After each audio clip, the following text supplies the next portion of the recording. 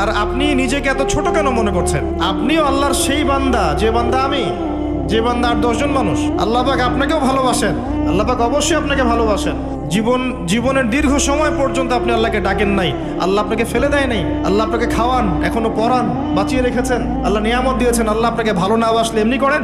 আল্লাহ পাক অপেক্ষা করছেন কবে খালি আপনি আসবেন আল্লাহর কাছে, এসে বলবেন আস্তাগফিরুল্লাহ ওয়া আতুবু ইলাইহি। আল্লাহ পাক অপেক্ষা করে বসে আছেন আপনার জন্য।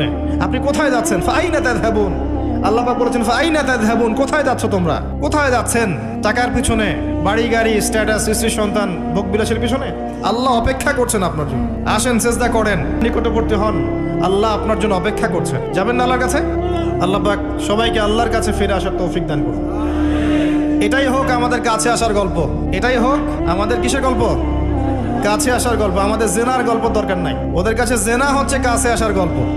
যার ব্যাপারে আল্লাহ বলেছেন লা তাকরাবু জিনা, ওর ধারের কাছেও যেও না, আর তারা ওইটাকে বলবে কাছে আসার গল্প।